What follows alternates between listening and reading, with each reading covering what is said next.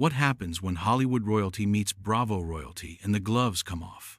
You won't believe what unfolds when Meghan Markle sits down with Andy Cohen for what was supposed to be a career-boosting appearance, only to have it spiral into one of the most explosive confrontations in late-night television history. The Duchess thought she could control the narrative, but she had no idea what she was walking into. The tension was palpable from the moment Meghan Markle stepped onto the Watch What Happens Live set. Dressed in an immaculate cream blazer that probably cost more than most people's monthly rent, she carried herself with that familiar air of calculated confidence that had become her trademark since leaving the royal family. But tonight, something felt different. Andy Cohen, seated behind his signature desk with that knowing smirk playing at the corners of his mouth, had clearly done his homework. Welcome back to Watch What Happens Live. I'm Andy Cohen, and tonight we have the Duchess of Sussex herself, Meghan Markle. Andy announced to the studio audience, his voice carrying just the slightest edge that seasoned viewers would recognize as a warning sign. The applause was polite but not thunderous, and Meghan's smile seemed to tighten imperceptibly as she settled into the guest chair. "Thank you so much for having me, Andy. I'm thrilled to be here," Meghan replied, her media-trained voice smooth as silk, but those who knew her tells could see the slight tension in her shoulders. She crossed her legs with practiced elegance, clearly expecting the softball questions that had become standard fare during her carefully orchestrated media tour. Andy leaned back in his chair, swirling his signature cocktail with deliberate casualness. "So, Meghan, let's dive right in. You've been making quite the rounds lately, talking about your new projects, your life in California. But I have to ask about something that's been on everyone's mind." He paused, letting the silence stretch just long enough to make her uncomfortable. "There's been a lot of talk about your relationship with your father, Thomas Markle. He's been pretty vocal in the press lately." The shift in Meghan's demeanor was instantaneous. Her perfectly applied smile faltered for just a fraction of a second before snapping back into place, but the damage was done. Andy had struck the first nerve of the evening, and everyone in the studio could feel it. "Well, Andy, as I've said before, family relationships can be complicated," Meghan began, her voice maintaining its measured tone but with a slight edge creeping in. "I think it's important to focus on moving forward and the positive work we're doing with Archewell, rather than dwelling on tabloid narratives." Andy nodded slowly, but his expression suggested he wasn't about to let her pivot so easily. "But these aren't just tabloid narratives, are they? Your father has been consistently trying to reach out, and from what I understand, he wasn't even invited to your wedding. That seems pretty definitive to me." The studio audience shifted uncomfortably in their seats. This wasn't the typical celebrity puff piece they were used to seeing on late-night television. Meghan's jaw tightened almost imperceptibly, and she leaned forward slightly, a gesture that body language experts would later analyze as defensive positioning.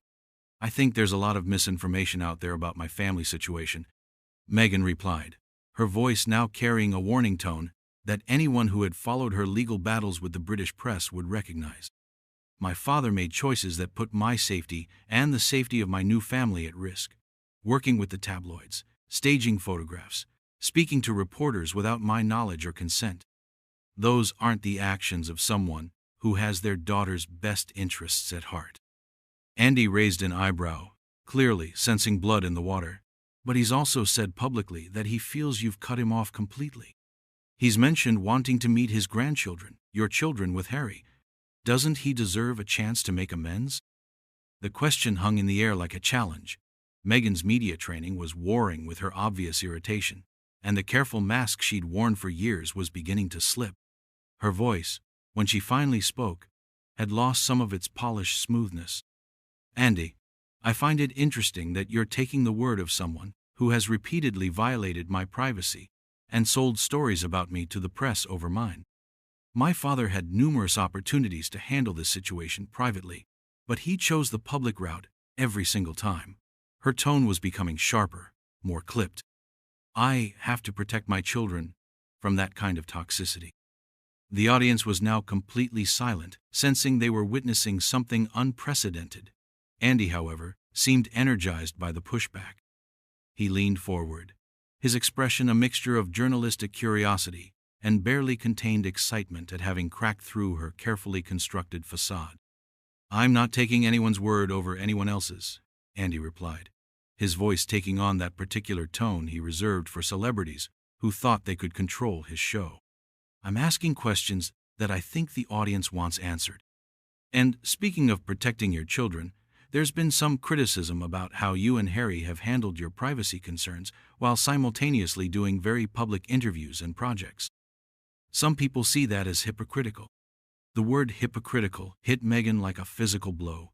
Her perfectly manicured hands gripped the arms of her chair, and for a moment her composure cracked completely.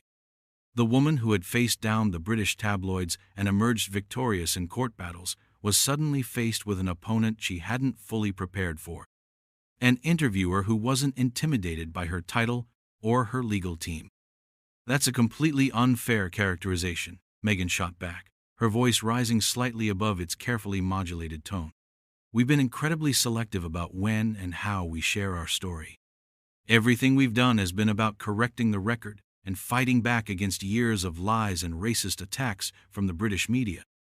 Andy's eyes lit up at the mention of racism, clearly recognizing another avenue to explore. "And I absolutely support your right to fight back against racist coverage. But some critics have pointed out that you seem to invoke racism specifically when other criticisms don't stick. Even Piers Morgan has said—" "Don't," Meghan interrupted, her voice sharp as a blade. "Don't you dare quote Piers Morgan to me. That man has been obsessed with me for years, and his behavior has been borderline stalking. The fact that you would even mention his name in this context shows exactly what kind of interview this really is." The studio had gone dead silent. This was no longer a celebrity chat. This was a confrontation, and everyone present could feel the electricity crackling between host and guest. Andy's expression had shifted from playful to serious, recognizing that he had pushed the right button at exactly the right moment. "Meghan, I'm simply asking about public statements and criticisms that are out there. If you can't handle questions about your public persona and the choices you've made, maybe doing interviews isn't the right move," Andy replied, his voice calm but with an unmistakable steel underneath. The implication was clear. She had walked into his house and she would play by his rules. Meghan's face flushed slightly, a combination of anger and embarrassment at being so directly challenged on live television. She had clearly expected the deferential treatment she'd grown accustomed to from sympathetic interviewers, not this relentless probing into the contradictions and controversies that surrounded her public image.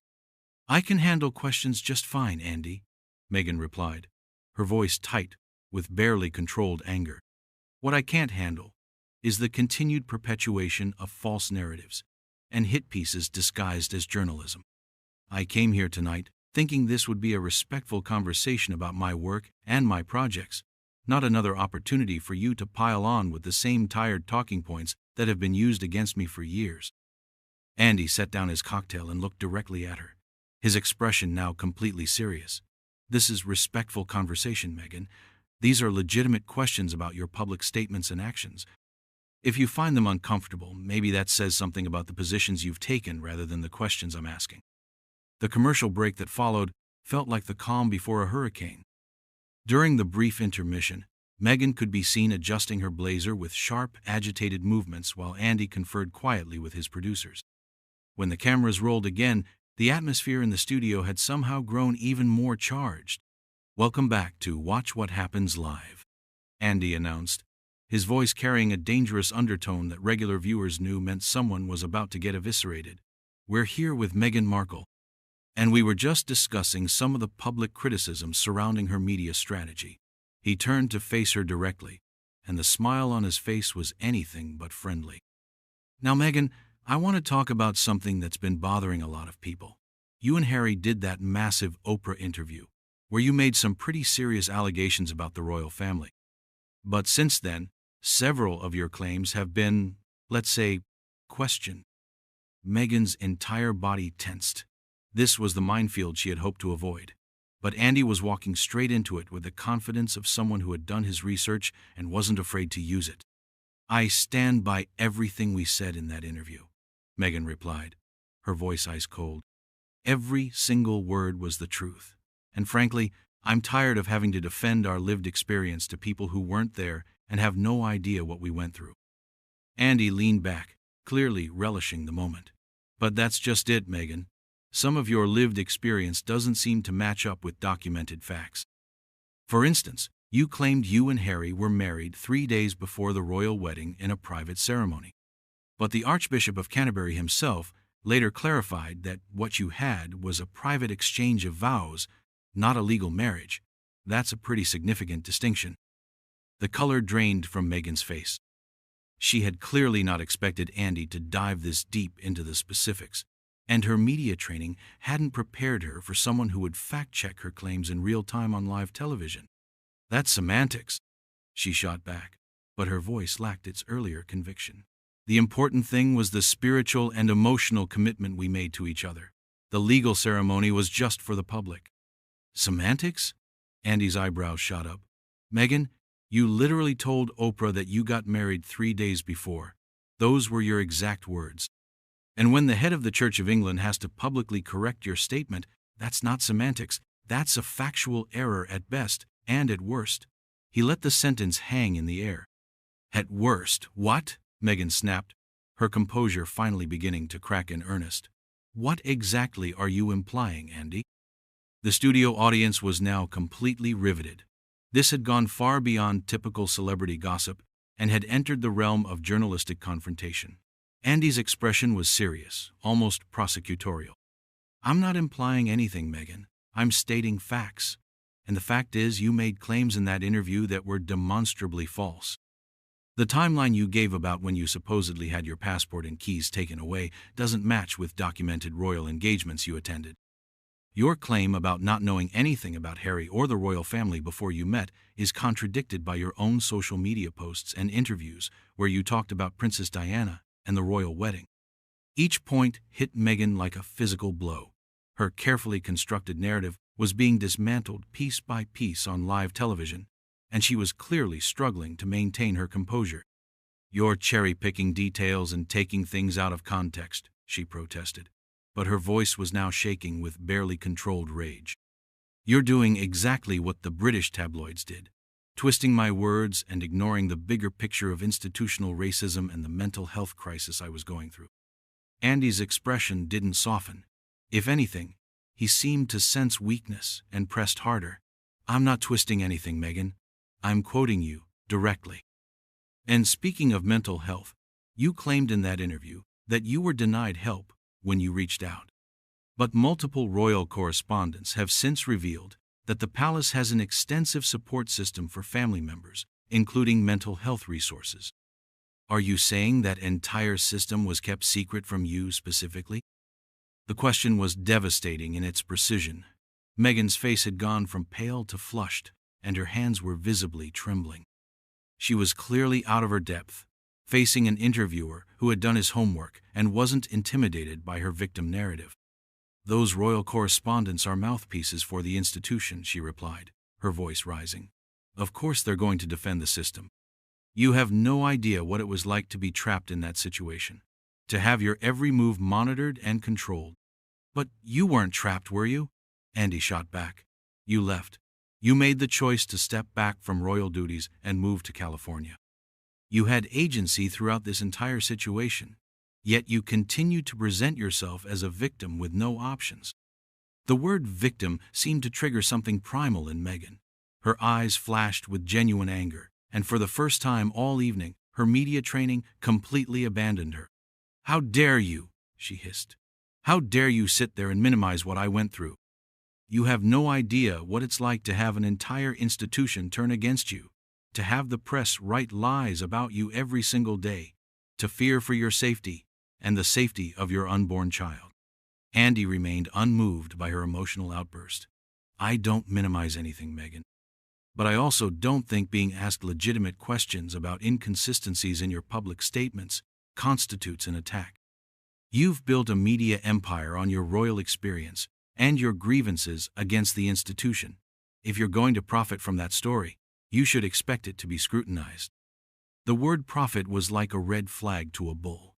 Meghan's face contorted with fury, and she leaned forward aggressively in her chair. Profit? She spat. We've used our platform to highlight important causes and give voice to the voiceless. Everything we've done has been about service and making a positive impact on the world. Andy's laugh was short and humorless. Service? Meghan, you signed $100 million deal with Netflix. You have podcast deals, book deals, speaking engagements that command six-figure fees. Your service has made you incredibly wealthy. Let's not pretend this is all altruistic. The studio had gone dead silent again, but this time the energy was different. The audience could sense that something fundamental had shifted, that this confrontation had reached a point of no return. Meghan's face was now bright red with rage and humiliation. Our success doesn't negate our commitment to service, she replied through gritted teeth. And, frankly, I find it interesting that a man who built his career on gossip and celebrity drama is lecturing me about authenticity and public service. It was a low blow, and everyone in the room knew it. Andy's expression darkened considerably, and his voice took on a tone that his regular guests knew meant they had crossed a line. At least I'm honest about what I do, Meghan. I don't pretend to be saving the world while cashing checks and settling scores with my family on international television. I don't claim to want privacy while doing tell-all interviews and reality shows. The tension in the studio was suffocating as Andy and Meghan stared each other down across the desk. The audience sat in stunned silence, witnessing what would undoubtedly go down as one of the most explosive celebrity interviews in television history. You know what, Meghan? Andy said, his voice dropping to a dangerously quiet level. Since we're being honest here, let's talk about the real elephant in the room. Your pattern of burning bridges with everyone who doesn't give you exactly what you want. Meghan's eyes widened in shock and fury. Excuse me? Your father, your half-sister, your former friends, the royal family, former staff members who've all spoken out about working with you. At what point do you look in the mirror and ask yourself if maybe you're the common denominator in all these fractured relationships? The question hit like a nuclear bomb. Meghan's mouth fell open, and when she finally found her voice, it was shaking with rage. How dare you suggest that I'm responsible for other people's betrayals? These people sold me out for money and fame. They couldn't handle my success. Andy leaned forward, his eyes blazing. Or maybe they couldn't handle your behavior. Your former best friend Jessica Mulrooney, your father, palace staff. They all tell the same story about someone who demands absolute loyalty but gives none in return. That's complete nonsense. Meghan shot back, but her voice cracked. My father chose the tabloids over his own daughter. The palace staff leaked stories about me to protect other members of the family. Did they? Andy challenged. Or did they finally get tired of being blamed for everything while you played the victim? Because from where I'm sitting, it looks like you've turned victimhood into a brand, and anyone who questions that narrative gets thrown under the bus. Meghan's hands were clenched into fists.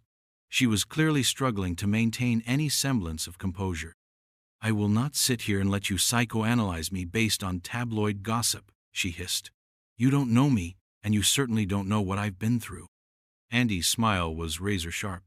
But I do know what you've said publicly, and your version of events keeps changing. In the Oprah interview, you claimed you never Googled Harry or the royal family. But years earlier, you posted about watching William and Kate's wedding. Which version is true, Meghan? The direct confrontation with her contradictions was devastating. Meghan's carefully constructed facade was crumbling in real time.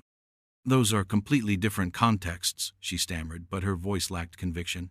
I may have been aware of major royal events, but I didn't research Harry specifically. But that's not what you said. Andy pressed relentlessly.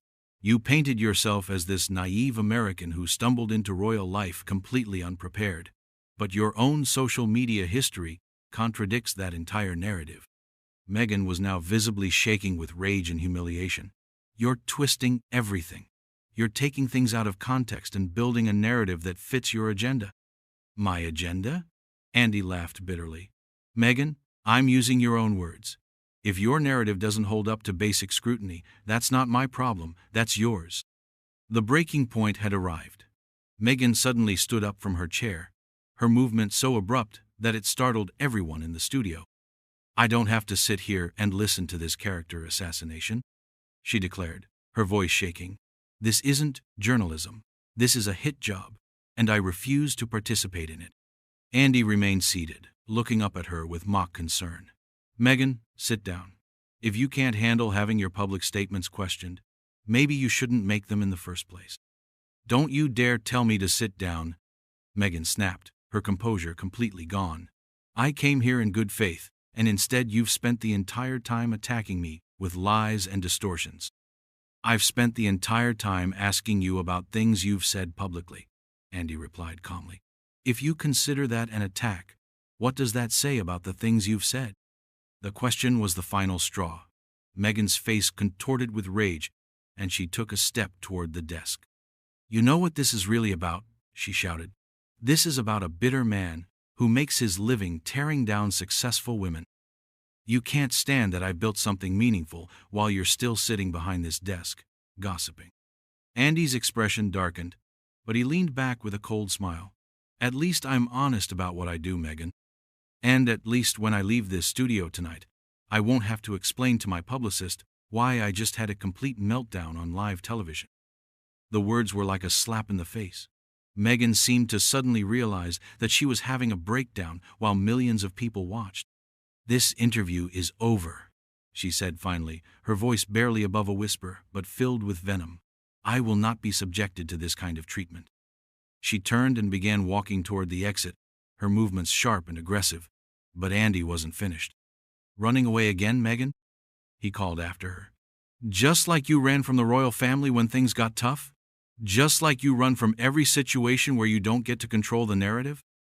Meghan stopped dead in her tracks. For a moment, it looked like she might turn around, but instead, she kept walking, her shoulders rigid with fury. "Give my regards to Harry," Andy added, as she reached the door. "I'm sure he'll be thrilled to see how this went." Meghan paused at the door, her hand on the handle. The cameras caught her face in profile, and the expression of pure rage and defeat was unmistakable. Then she yanked the door open and disappeared into the hallway. Andy turned back to the cameras, his expression a mixture of satisfaction and disbelief. The audience sat in complete silence. "Well," Andy said finally, straightening his tie, "I guess that's one way to end an interview." The most explosive celebrity interview in recent memory was over, ending with a dramatic exit that would be replayed for years to come. Meghan Markle had walked into Andy Cohen's domain thinking she could control the conversation, only to discover that some narratives can't be managed, and some interviewers refuse to be charmed into submission.